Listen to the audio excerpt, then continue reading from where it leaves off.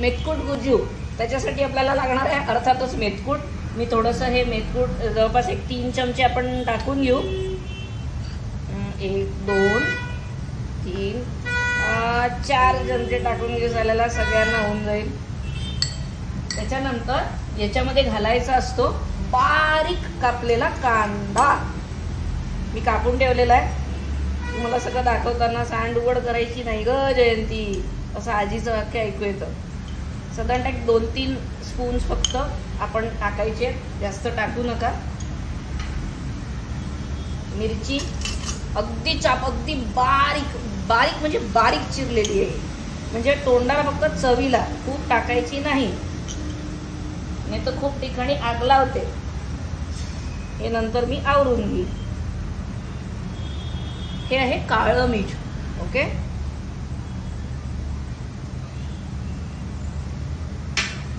आणि थोडासा कोथिंबीर, आणि आपण थांबवून देऊ. याच्यात मी आता कोथिंबीर घातला आणि आता थोडंसं दही, थोडंसं म्हणण्यापेक्षा इतकं की त्याची अशी पेस्ट छान तयार झाली पाहिजे. 5-6 चमचे टेबलस्पून इनफ आहे. खूप नाही पण थोडंसं नक्की लागणार आहे. आता मी याला मीडियम साईजच्या स्पूननी, बघा इन्स्ट्रुमेंटचं पण खूप महत्त्व आहे माहिती आहे का. मराठी कुझिन म्हणजे महाराष्ट्रीयन कुझिनमध्ये सराटा कधी वापरायचा आहे, झारा कधी वापरायचा आहे, मोठा चमचा कधी वापरायचा आहे, डाव कधी वापरायचा आहे, त्याच्यानंतर पलटणी कधी वापरायची आहे, चिमटा कधी वापरायचा आहे, या सगळ्यांची नियमावली आहे.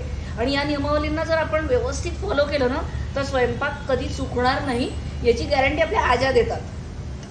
मी जस्ट त्याला हलवून घेते. मला असं वाटतं पूर्ण दही लागणार आहे, तर मी सगळंच्या सगळं ओतूनच देते याच्यात. याच्यात साधं म्हणजे हिंगाची फोडणी सगळ्या शेवटी बरेच लोक घालतात, पण माहिती आहे का ऑलरेडी मेथकुटामध्ये ना भरपूर हिंग असतो आणि मग त्या हिंगाला आणखीन त्याच्यात हिंगाची फोडणी नको. जस्ट एकदा पेटून घेतलं, याला छान एकत्र केलं. काय खमंग आहे तो, त्याचा फ्रेग्रन्स केवढा छान येऊन राहिला आहे. आणि हे ॲक्च्युली साईड्स म्हणून इतकं छान वापरलं जातं. याच्यामध्ये घालायचं आहे, मी इथे फोडणी तयार ठेवली होती, याच्यात काही नाही, फक्त तेल आहे, मस्टर्ड आहे आणि किंचित आपले करी लिव्ज असतात ना ते टाकलेत, पण कापून टाकलेत खायला सुटसुटीत व्हावं म्हणून. मी फोडणी तयार केली होती. मी परत एकदा याच्यावर ही फोडणी जस्ट अशी स्प्रेड करून टाकते. आता आम्हाला रोजची सवय असल्यामुळे मला त्याच्या फ्रेग्रन्सवरनं हे कळते की थोडं मीठ कमी आहे, तर मी जस्ट मीठ ॲड करीन.